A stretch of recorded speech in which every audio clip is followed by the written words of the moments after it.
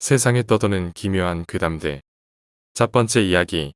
길에서 처녀 귀신이 붙어서 무당이 구슬했다. 그때가 아마 11월 초순쯤이었을 겁니다. 중3이었던 저는 그날도 학원이 끝나고 집으로 가는 길이었습니다. 당시 핸드폰이 없던 저는 여느 때처럼 아파트 입구 앞 공중전화에서 집으로 전화를 했죠. 제가 아파트 카드키를 잃어버려서 항상 비가 시엔 집으로 전화를 해서 엄마한테 아파트 문을 열어달라고 했었으니까요. 학원이 11시 반에 끝나니 그때 시간이 아마 12시가 조금 안 된 시간이었을 겁니다. 그날은 그리 춥진 않았지만 눈비가 아주 약간씩 추적추적 내리던 날이었는데 단지 내에 지나가는 사람이 하나도 없더라고요. 워낙 겁이 많은 저는 괜히 무서운 생각도 들어서 빨리 집에 갈 생각으로 아파트 뒷길로 갔습니다. 공중전화에서 큰 길로 집에 가려면 한 바퀴 돌아가야 하기 때문에 그랬죠. 지금 생각하면 무슨 용기로 그 길로 갔는지는 모르겠지만 그 길은 가로등도 드문드문 있고 벤치만 있는 길인데 어두컴컴하니 연인들이 주로 애용하던 그런 길이거든요. 저는 예전에 그 길의 7층에서 도둑이 떨어져 죽은 이후로는 어두워지면 그 길로는 다니지 않았었는데 무슨 용기가 났는지 그 음침한 길로 들어갔습니다. 한중간쯤 갔을 때 눈앞에 어떤 검은 게 휙 내려오더니 진짜 무슨 땅이 깨질 만큼 엄청난 소리가 났습니다. 정말 그 소리가 엄청나게 컸는데 뻥튀기 튀길 때 나는 소리랑 흡사했죠. 그 순간 제 옷과 얼굴에는 뭔가가 확 튀겼는데 순간적으로 그게 피란 걸 알고 그 자리에서 눈을 질끈 감았죠. 전 비명은커녕 숨 쉬는 것조차 멈추는 것 같았어요. 제발 빨리 누군가 와주기만을 바라면서 굳어있을 수밖에 없었어요. 근데 막 꾸르륵 꾸르륵 소리가 나는 거예요. 아, 이 사람이 죽은 게 아니구나 하는 생각이 들어 눈을 떠보니 내 발밑에 있던 그 사람. 저는 보지 말았어야 했습니다. 진짜 그냥 눈을 감은 채로 누군가 올 때까지 기다려야 했습니다. 떨어진 사람 눈앞에서 본 사람은 아실 테지만 정말 사람이 그렇게 되더군요. 끔찍하지만 설명을 하자면 머리 반쪽이 뭉개져서 없었습니다. 뭉개진 건지 어떤 건지 알아볼 수도 없었지만요. 피에 젖은 긴 머리가 얼굴을 뒤덮고 있고 몸은 이상하게 뒤틀려 있었고요. 입에선 꾸르륵 꾸르륵 거리며 피를 토했습니다. 아니, 피가 쏟아졌다는 게 맞는 표현이겠군요. 죽은 사람이 왜 피를 토하는지는 모르겠지만 계속해서 검붉은 피가 뭉글뭉글 쏟아졌는데 그제야 제 입이 떨어지더라고요. 전 정말 미친 듯이 소리를 질렀습니다. 차라리 기절이라도 했으면 좋겠는데 그것도 마음대로 안 되더군요. 그때서야 경비 아저씨 2명이 달려오고 전 그 순간 정신을 잃었습니다. 눈을 떠보니 저는 제 방 침대에 누워 있었고 그냥 뚜렷이 드는 생각은 앞으로 어떻게 견딜까 이 생각뿐이었습니다. 저는 워낙 귀가 약해서인지 평소에도 거위에 잘 눌리고 환청 같은 것도 잘 듣고 하는데 이제 엄청 시달리겠군 이 생각이 그 와중에도 계속 들었죠. 뜬 눈으로 밤을 새우고 다음날 학교에 가니 애들이 그 얘기를 하더라고요. 너네 앞동에서 사람 떨어져 죽었다고. 저는 그냥 그러냐고 하고 말았습니다. 저한텐 그 일을 떠올리는 것조차 고문이었기 때문에 더 이상 그 얘기에 대해 생각하고 싶지도 않았거든요. 그 사건 후로 저는 불면증이 심해지고 매일 가위에 눌리긴 했지만 그 정도는 예상하고 있던 일이기 때문에 며칠 지나면 나아지겠지 하고 생각하며 지냈습니다. 시간이 흘러 1달 반 정도 지나니 불면증도 없어지고 가위도 덜 눌리고 하면서 저는 그 사건을 생각하지 않고 지내게 됐죠. 그리고 크리스마스를 며칠 앞둔 날 저는 친구들과 영화관을 갔습니다. 원래는 풍행제로를 보러 갔는데 아직 개봉을 안 했더군요. 그래서 색즉시공을 보게 됐는데 나이를 속이고 보는 영화라 막 기대에 부풀었습니다. 저희 자리는 제일 뒷줄이었어요. 정말 기분 좋게 영화를 보고 있었죠. 영화 시작 후 30분쯤 흘렀을까. 저는 코트를 벗고 있었는데 왼쪽 어깨가 축축한 느낌을 받았습니다. 만져보니 아무렇지도 않길래 신경 쓰지 않고 다시 영화에 집중했는데 또다시 어깨가 축축해진 것을 느꼈습니다. 이번에는 정말 무슨 물이라도 끼얹은 느낌이 들어 깜짝 놀라 어깨를 만져보니 정말 축축하더라고요. 그래서 저는 어깨 쪽을 보기 위해 뒤를 돌아보니 누군가 제 바로 뒤에 서 있는 거예요. 깜짝 놀라서 그 사람을 쳐다봤는데 어두워서 잘 보이진 않았지만 화면 빛에 비친 손이 하얗고 가느다란 게 여자인 것 같더라고요. 처음엔 친구가 장난치는구나 싶었지만 주위를 둘러봐도 빈좌석은 없는 걸 확인하니 소름이 끼치더라고요. 제 뒤에 있는 여자가 콜라를 뿌리는 건가 싶어 작은 소리로 왜 그래요? 라고 하니 옆쪽으로 가버리더라고요. 친구가 왜 그래? 하길래 그냥 누가 내 어깨에 뭐 흘렸어 하고 콜라가 묻은 건가 확인하려 하니 영화관이 어두운 데다 제가 갈색 옷을 입고 있어서 옷이 물에 젖은 건지 콜라에 젖은 건지 몰라서 확인하러 화장실로 갔습니다. 그리고 화장실 거울 앞에 섰는데 순간 꼬리뼈부터 머리끝까지 소름이 확 돋았어요. 그건 분명 피였습니다. 검붉은 피가 제 왼쪽 어깨에 흥건하게 젖어 있는 거예요. 저는 친구를 불러올까 하다가 그 순간엔 그냥 빨리 이 찝찝한 피부터 빼야겠다는 생각으로 마침 영화 보느라 화장실에 사람도 없고 해서 재빨리 옷을 벗어 그 부분을 빨았습니다. 빨간 물이 쭉쭉 나오는데 냄새를 맡아보니 분명 피비린내가 났습니다. 혼자는 욕 없는 욕을 다해가며 비누로 옷을 빠는데 금방 묻은 피라 그런지 다행히 물이 빠지더군요. 별 미친년이 다 있네 하고 혼잣말을 하고 보니 정말로 미친 여자가 아닐까 하는 생각이 들어 너무 무서워지는 거예요. 이 화장실에는 지금 나 혼자 있는데 그 미친 여자가 오면 어떡하지? 하는 생각에 옷이건 뭐건 그냥 빨리 나가야겠다 싶어 얼룩이 남아있긴 하지만 급한 대로 얼른 옷을 입고 영화관으로 들어가 친구한테 귓속말로 아까 그 사람이 내 어깨에 피 뿌리고 도망가서라고 했더니 친구는 제가 장난치는 줄 알고 귀신이다 임마하고는 다시 영화를 봤습니다. 안 그래도 무서운데 친구까지 그런 식으로 말하니 정말 무서워 죽겠더라고요. 하지만 괜히 소란 피우기 싫어서 저도 계속 영화를 봤습니다. 그렇게 또 얼마 있으니 좀 추운 것 같아서 코트를 입으려고 몸을 비틀었는데 영화관 왼쪽 구석에 누군가 서 있었습니다. 어두워서 잘 안 보이지만 분명 여자 형체가 제 쪽으로 몸을 들고 서 있었습니다. 막 심장이 미친 듯이 뛰고 숨이 막히는 것 같았어요. 다시 한번 돌아봤지만 분명 누군가가 계속 그 자리에 서 있는 거예요. 그래서 친구한테 저기 누가 나보면서 서 있다고 했더니 친구는 계속 제가 장난치는 줄 알고 보지도 않고 그래 너 잡으러 온 귀신이라니까 이러는 거예요. 막 제가 울먹울먹하면서 말하니까 그제야 친구도 뭔가 이상한 걸 알고 그쪽을 봤습니다. 그리고 친구는 흠칫 놀래면서 누군데 저러고 있냐고 자리 없는 사람 아니냐고 하더군요. 그래서 저는 영화 보러 온 사람이 왜 이쪽을 보고 있냐고 말하고는 무서워서 그냥 나가자고 했습니다. 저랑 제 친구는 다른 친구들한테 밖에서 기다린다고 하고 영화관을 나왔죠. 영화관을 나오고 저는 제 친구한테 아까 영화관에 있었던 일을 설명하니 친구가 서 있던 그 사람이 흘린 콜라 아니냐면서 믿지 않길래 코트 벗어서 얼룩까지 보여줬더니 그제야 믿더라고요.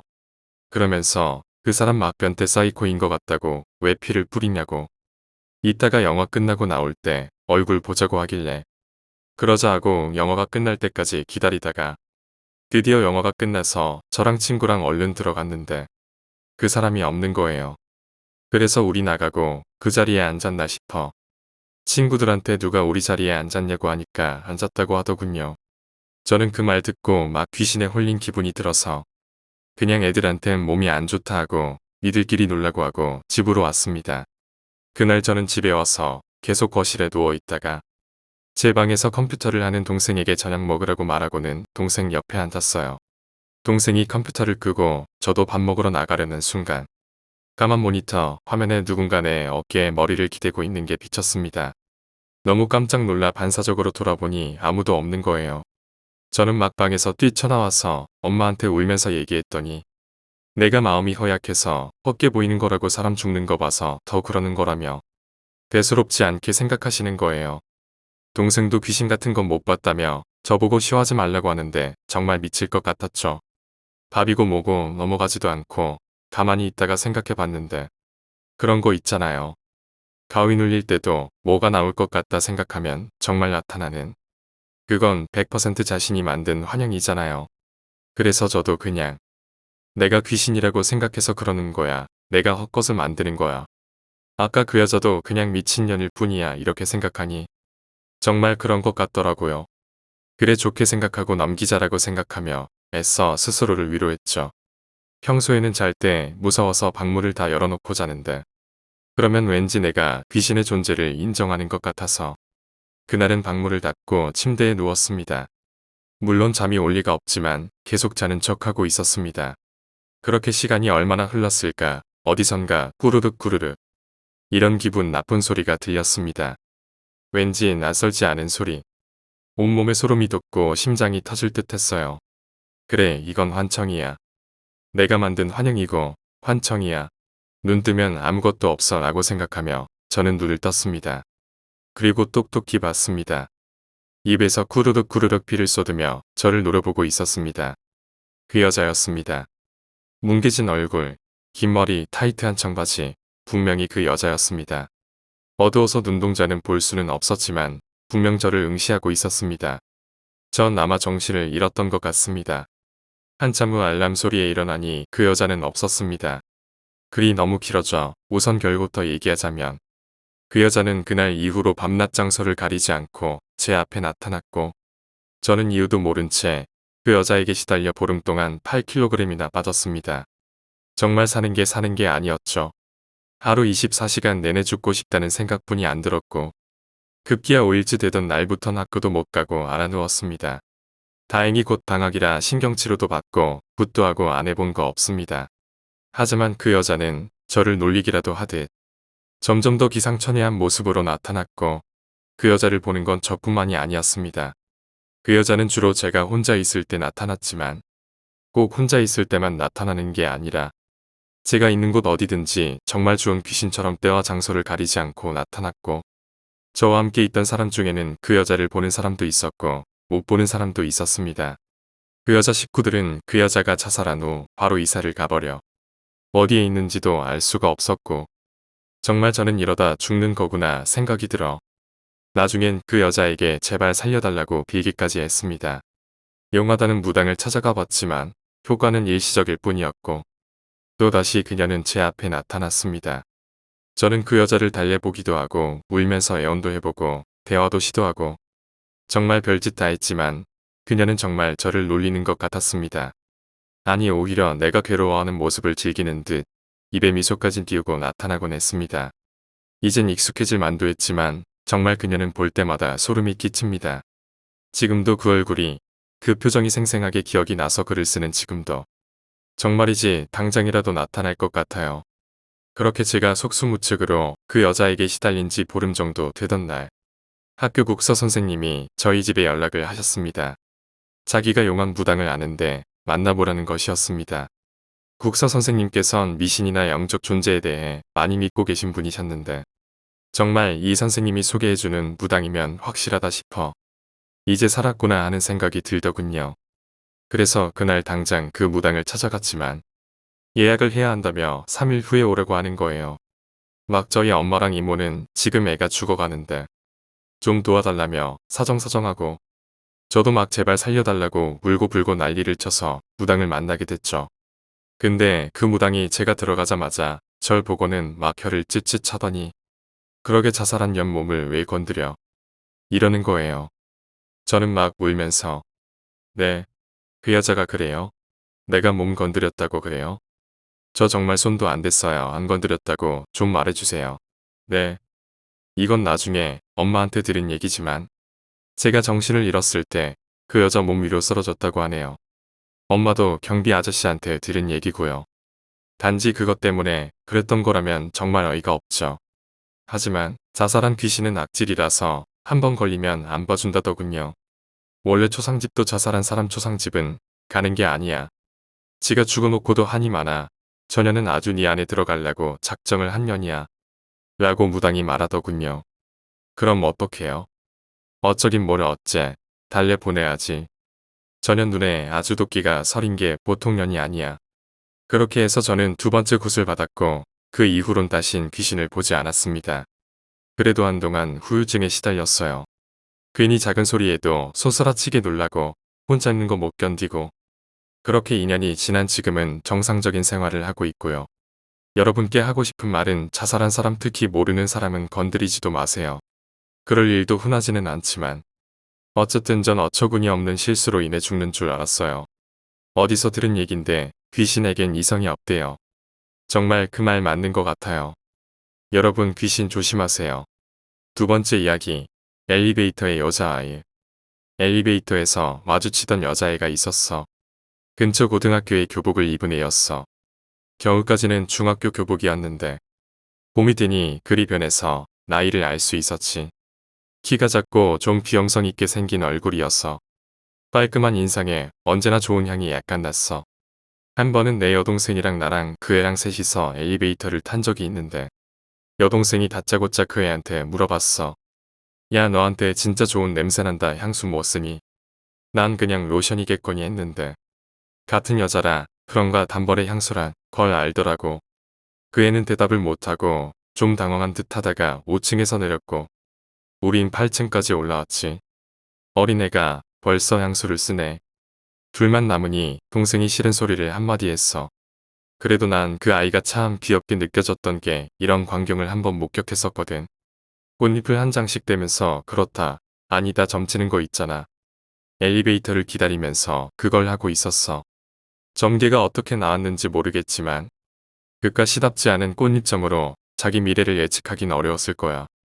이 애가 죽어버렸거든. 얼마 뒤에 꼭대기층에 올라가서 투신을 했어. 내가 집에 들어오기 2시간 전 일이었다는데 물 청소라도 한 듯 아주 감쪽같이 흔적이 없더라. 아파트 한쪽이 젖어 있긴 했는데 그쪽이었는지도 잘 모르겠고 심지어 신문기사 한 줄 안 나오더라고. 이런 자살은 흔하다는 건가. 소문에는 집에서 너무 공부를 강요해서 평소 스트레스가 많았다고 해. 게다가 좋아하던 학원 오빠라는 놈이 좀 이용해 먹었다고 들었어. 좋아하던 오빠라.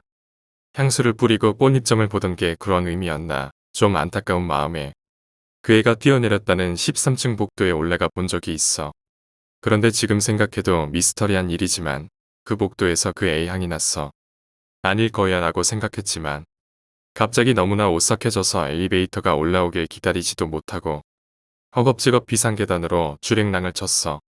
거기서 멈췄어야 했는데 사람 호기심이라는 게 꽤 강한 것이어서 그 냄새가 정말 났던 것일까? 단지 내 착각이었을까? 이런 생각이 들더라. 며칠 뒤 조금 덜 무서워졌을 때 다시 올라가 봤어. 그럼 그렇지. 한 5분을 서성였는데도 아무 냄새도 맡지 못했어. 내가 착각한 게 맞네 싶어서 마음 편히 엘리베이터를 탔어. 그런데 내가 확실히 기억하는데 10층쯤 되었을 때 또 그 냄새가 확 났어. 마치 내 옆에 그 애가 같이 탄 기분이 들었달까. 그게 너무 익숙한 감각이라 미친 듯이 소름이 돋는 거야. 내리자마자 단거리 주저라도 된 것처럼 우리 집까지 막 뛰었는데 뛸 땐 아무렇지 않다가 우리 집 현관 앞에서 또 그 아이의 냄새가 확. 그때 제일 무서웠던 게 이거 내 방까지 따라오면 어떡하지? 자살기는 정말 악독하다는데 나한테 붙어버리면 어떡하지? 였어. 어느새 내가 그 냄새를 그 아이의 존재 자체로 인식하고 있더라고. 집에 아무도 없어서 음악 크게 틀어놓고 이불 뒤집어 쓰고 벌벌 떨다가 또 그 냄새 날까 무서워 괜히 부엌에 들어가 팬에 기름 잔뜩 두르고 먹지도 않을 부침개를 몇 장이나 붙였어. 다른 냄새 나면 그 냄새 못 맡겠지 싶어서. 그 뒤로 13층인 절대 가지 않았고 곧 우리 집은 이사를 해서 지금 사는 아파트는 그다지 무섭지 않아. 몇 년 전 일이라 그게 어떤 향이었는지 기억도 흐려졌다. 이상하게 그 애에게서 나던 향은 그 이전에도 이후에도 다른 데서는 맡아본 적이 없어. 미래 내 애인에게서 그 냄새가 나면 똑같이 주랭랑을 놓을지도 몰라. 농담이고. 지금 생각하면 그때 그 아이가 느껴졌을 때 좋은데 가라고 기도나 해줄 걸 하는 생각도 가끔 드네. 세 번째 이야기, 옆집 아저씨. 우리 집은 전형적인 주택가에 있었어.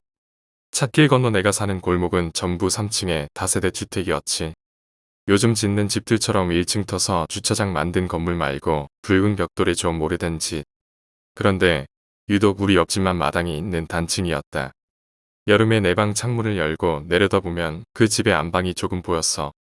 예의가 아닌 것 같아서 유심히 본 적은 없는데 늦은 오후엔 그 집 아저씨가 러닝 셔츠를 입고 TV를 보고 있거나 하던 모습이 기억나. 초가을 일요일이었을 거야. 혼자 집에 있다가 친구 만나고 와서 배가 고파 식빵을 굽다 태워 먹고 환기를 한다고 집안의 창문들을 다 열었거든. 물론 내 방 창문도. 그런데 그 집 마당에 아저씨가 서 계시더라. 우리 집이 3층이었는데 이쪽을 올려다보고 있었어. 창문 열리는 소리에 쳐다본 것 같진 않고 이전부터 보고 있었던 것 같았는데 잠깐 망설여지더라. 이웃이라도 별 교류가 없어서 평소 모르는 사람처럼 지내던 사이였는데 그렇게 딱 마주치니 고개라도 한번 숙여야 하나 싶었어. 그것도 인사라고 반사적으로 좀 움찔하는 것처럼 턱을 집어넣었어. 그런데 아저씨는 인사를 안 받고 좀 경직된 느낌으로 어딘가를 계속 바라보시더라고. 시선이 먼 곳에 있었달까. 그리고 깜빡 침대에 누워 잠이 들었는데 등산 갔던 엄마 아빠가 돌아오셔서는 집이 썰렁한데 왜 문을 다 열어놓고 자냐고 뭐라 하셨었겠지. 피자 사왔다고 먹자 하셔서 식탁 앞에 앉았는데 엄마가 이상한 말씀을 하시는 거야. 옆집 아저씨가 돌아가셨는데 그 집 가족들이 뭐 그런 이야기. 처음엔 흘려듣다가 옆집, 마당 있는 옆집. 정신이 번쩍 들었어. 안 그래도 얼마 전에 동네 누가 돌아가셨다는 이야긴 들은 적 있었거든. 별 관심 없는 터라 그런 거 보다 넘겼고 시험 준비로 바쁜 데다가 나랑 상관없으니까 누군지 궁금해하지도 않았는데 그게 그 옆집이랑 연결이 되니 갑자기 너무 오싹해지더라고. 심장 쪽에 문제가 있었는지 마당에서 세장 청소를 하다가 갑자기 쓰러지셨대. 완전 벙쪄가지고서는 아닌데 내가 좀 전에 그 아저씨 봤는데 했더니 내가 그 아저씨 동생이랑 착각을 한 모양이라고 엄마가 그러시더라. 집안 무슨 문제 때문에 동생 내애가 오가고 있다 하셨어. 그제야 나도 약간 안심을 하면서 석연치 않은 구석이 있긴 했지만 내가 그냥 그 집 아저씨 동생을 봤나 보다 했어. 엉뚱한 거 봤다 생각하면 괜히 기분만 나쁘니까. 하지만 기억나 버렸어. 내가 창문을 열고 낮잠을 잘 때 어렴풋이 새소리를 들었거든. 내 방에 새가 들어온 것 같았어. 잠결에 삐삐 우는 소리가 들려서 아 창문 안 닫고 자서 새 들어왔네. 닫아야지 했는데 몸이 안 움직여서 그냥 잔 거였거든. 근데 다음날 학교에서 문득 떠오른 거야. 그날 집에 올 때 무서워서 친구랑 같이 옆집 대문 틈새로 살짝 들여다봤어. 아저씨가 마당에서 기르던 새가 있나 없나 궁금했거든. 역시 새장이 보이긴 했는데 비어 있었어. 그걸 확인하고는 순간 오싹해져서 친구고 뭐고 집으로 확 내달렸어. 마당에 서 있었던 옆집 아저씨. 생각해보니 뭘 찾는 듯한 기분이 들었었어. 타이밍이 어땠는진 몰라도 새장 청소하다 그리 되셨으니 그 사이에 새가 날아가 버린 게 아닐까. 그 아저씨 가끔 동물농장 같은 걸 보고 있었단 말이야. 마당에 새도 있고 동물 되게 좋아하시나 보다 했었는데 마냥 위를 올려다보고 있었던 그 모습이 자기 때문에 잃어버린 새가 걱정되어서 찾고 있는 것 같았어. 물론 내 추측일 뿐이고 집 근처에 산이 있으니까 새 우는 소리는 언제나 들리기도 하지. 게다가 아저씨 동생을 내가 봤을지도 모르고 하지만 아저씨 동생이 마당에 러닝셔츠 바람으로 서 있었을 리는 없잖아. 라는 데까지 생각이 미치면 역시 무서워진다. 네 번째 이야기, 조언. 작년 이맘때쯤이었습니다. 새로운 인터넷 사업을 구상하느라 바쁜 나날을 보내고 있었습니다. 지금까지 해온 일들은 영 실적이 좋지 않아 이번에는 꼭 성공해 보겠다고 나름대로 고심하던 중이었습니다. 그러던 어느 날 오랜만에 고등학교 동창과 고깃집에서 만나 저녁을 먹었습니다. 헌데 그 녀석이 웬 영능력자라고 하는 사람과 함께 오는 바람에 호기심에 이번 사업 잘 풀릴 것 같냐고 한번 물어보았습니다. 그는 고개를 한쪽으로 갸우뚱하더니 당분간은 무슨 일이 있어도 잠을 잘 때 손을 베개 밑에 넣고 자라 했습니다. 내가 잠버릇이 아주 고약한데 난감한 표정을 지으며 제가 말하자 그는 그럼 장갑이라도 끼고 자라고 이유를 밝히지 않은 채 이해할 수 없는 조언을 해주었습니다. 당시 저는 솔직히 말하면 지푸라기라도 잡고 싶은 심정이었기 때문에 뭔가 우습다는 건 알지만 잠자리에 들 때마다 장갑을 끼고 손을 베개 밑에 숨겼습니다. 그러기를 한 달, 두 달, 세 달. 시작한 사업은 그럭저럭 잘 풀려나갔고 최소한 지속적인 밥벌이는 되었습니다. 며칠 전인가 동창 녀석을 다시 만났을 때 가볍게 술을 한 잔씩 나누며 그때의 일을 물어봤습니다. 그날 아무리 물어봐도 이유를 안 알려줬잖아. 혹시 넌 뭐 들은 거 없냐? 녀석은 그런 거 알아 뭐 하냐고 사업 잘 풀리면 됐다 하다가 제가 하도 집요하게 물고 늘어지니 그제야 답해 주더군요. 영능력자가 말하기를 그때 제 주위에 남자 영가 하나가 머물고 있었다고 합니다. 그리고 이런 영상이 그의 뇌리를 스쳤다는군요. 제가 잠든 사이에 그 영가가 제 손금을 훤히 읽고 있었다는 지난 사업들의 실패와도 관련이 있었는지는 정확하지 않으나 입이 뒤에 걸릴 만큼 웃으며 제 손바닥을 유심히 들여다보는 그 영가의 표정에서 이번에도 제 운명에 무슨 장난인가를 칠 의도가 보였답니다. 이젠 사라졌을 거야. 단순히 한번 놀려먹으려고 너한테 잠시 붙어 있었던 거래. 동창 녀석은 위로라도 하든 마무리해 주었지만 나에게 그런 것이 붙어 있었다니 이미 술맛은 떨어져 버린 뒤였습니다. 5번째 이야기, 나의 실화 경험담. 1. 국민학생일 때 우리 집 옆마당에서는 염소를 키우고 있었습니다. 네모난 우리를 지어놓고 안에서 키웠죠. 어느 날 낮에 나와 동생들은 염소 우리 주변에서 아버지의 자비를 도우고 있었을 때입니다. 갑자기 염소가 매에 울길래 쳐다봤죠. 제가 쳐다봤을 순간에는 사람 같은 것이 염소 우리를 반바퀴 돌더니 집 뒤쪽으로 순식간에 가버렸습니다. 납득이 가지 않는 속도였기에 순간 저도 모르게 누구냐 소리치며 따라가 보았지만 아무도 없었습니다. 곰곰이 생각해보니 사람 같은데 이상한 모습이었습니다.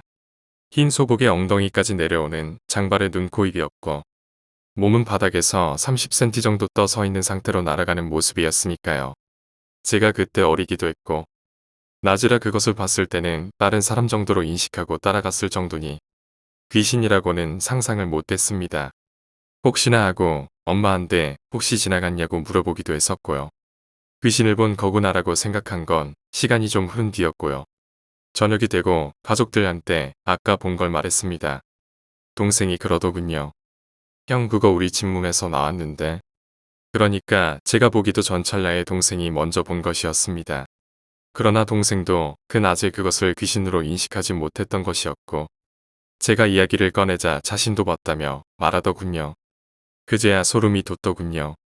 귀신과 마주친 게 아니라 지나가던 것을 보았기에 공포스러운 건 별로 없었지만 마주치지 않아서 다행이라고 생각이 듭니다. 10수년이 흘렀지만 아직도 또렷한 기억이네요. 이건 군 시절 경험인데 무섭진 않고 희한한 경험입니다. 진지공사가 한창이던 때였습니다. 산 꺾일 때인데 밤이 되고 10시 취침 시간이 되어도 짬밥이 있어서인지 바로 잠이 오지는 않았습니다. 후임들 놀려주고 책도 보니 12시쯤 되더군요. 슬슬 잠을 청했고 얼마 지나지 않아 눈이 떠졌는데 몸이 움직이지 않았습니다. 흔히 말하는 가위에 눌렸지요. 아시겠지만 팔다리 움직이지 않고 눈알이나 기껏해야 목만 돌아갑니다. 저는 몇 번 가위에 눌려봐서 이번에는 그다지 무서운 생각이 들지 않았고 눈알만 굴리고 있었습니다. 저희 막사는 길어서 양쪽 침상으로 각각 3개 분대가 있고 저희 분대는 그중 한 자리를 차지하고 있었습니다. 저는 분대장이라 분대 자리 중에서도 맨 끝에 자리하고 있고 바로 아래 위임이 반대편 끝에 나머지 분대원들이 가운데서 잡니다. 아무튼 눈알을 굴리다 바로 아래 위임이 자는 방향을 보고 있었습니다. 가운데 애들 때문에 보이지가 않아서 저 끝자리가 맞는지 그 옆자리인지 확실치는 않지만 그쪽에서 누군가가 마치 죽은 시체가 일어나되 팔 하나 안 쓰고 앉은 자세로 일어나 제 쪽을 쓱 보더니 다시 팔 하나도 안 쓰고 눕지 뭡니까? 쥐침등만 켜진 내무실이 그렇듯 어두워서 얼굴도 보이지 않고 희한한 건 검은색이 줄인지 흰색이 줄인지 가로줄이 그려진 옷을 입고 있었습니다. 얼굴은 안 보였어도 명암이 확실한 그 옷만은 보았지요. 허나 그 옷은 군대에 있는 옷도 아니며 입을 수도 없는 옷이었습니다. 의아했지만 혹시 모르니 아침에 물어보자 생각하던 중 어느새 가위에 풀려 다시 잠을 정했습니다. 저는 옆에 누가 자는 게 답답해서 분대원들과도 매트리스 한 칸 떨어져 있었고 옆 분대와는 2칸 정도 떨어져 있었습니다. 아무튼 가위에 풀려 옆 분대 쪽으로 등을 돌리며 잠을 청했습니다. 그런데 갑자기 누가 등 뒤에서 껴안는 느낌이 들었는데 옆 분대 분대장이랑 2칸이나 떨어져 있었습니다. 자던 사람이 갑자기 장난칠 일도 없고 해서 내가 피곤한가 보다 이런 생각이 들어 돌아보지도 움직이지도 않고 자려는데 껴안는 느낌이 점점 세지더니 숨쉬기가 답답한 지경에 이르렀습니다. 의심할 여지 없이 이건 옆 분대장 후임이 확실하고 잠꼬대나 장난이구나 생각이 들어 시발이라고 욕을 하며 팔을 휘두르며 뒤를 보니 아무도 없었습니다. 저는 속으로 가위도 2단계로 눌리네라고 생각했습니다. 이번엔 똑바로 누워 3번째 잠을 청했습니다. 잘 자고 있었는데 갑자기 무언가 저의 목덜미를 잡아 벽 쪽으로 빠르게 당겼고 순식간에 벽이 눈앞에 오게 된 저는 반사적으로 양손으로 벽을 쳤고 그 반동으로 다시 눕게 되었습니다. 떨어지는 그 와중에 시계랑 불침번 근무자를 보았습니다. 한시를 가리키고 있었고 불침번 근무자는 얼굴이 보이지 않았지만 걸음걸이가 나와 친한 윤병장이었습니다. 떨어지고 나서 저는 잠에서 깼고 불침번 근무자는 없었습니다. 방금 그건 꿈이었다고 확신했습니다. 발 쪽에는 관물대를 놓기 위한 받침상이 일자로 있고 그 상 밑으로 매트리스나 모포를 정리하고 잘 때는 다리가 그 밑으로 들어가는 모양이라 자다가 벌떡 일어날 수 없기 때문이고 깨보니 불침번도 없었으니 말이지요. 다만 시간은 같았지만 아침이 되고 첫 번째 본 줄무늬 옷의 정체를 밝히기 위해 후임들 한테 물어보니 그런 옷이 없다고 할 뿐만 아니라 그 시간에 일어난 기억도 없다 했습니다. 그럼 난 뭘 본 것일까, 헛것을 본 것일까라고 생각했습니다. 그날은 제가 당직이어서 전날 초서 불침번 근무표를 오늘자로 교체하는데 문득 시계 본 기억이 떠올라 그 시간 불침번을 확인해 보니 이게 웬일 꿈에서 본 윤병장이지 뭡니까? 전 충격에 휩싸여 도대체 어디까지가 꿈이고 현실인지 고민에 빠졌던 경험이 있습니다. 1시간 동안 귀신에게 농락당한 것일까요?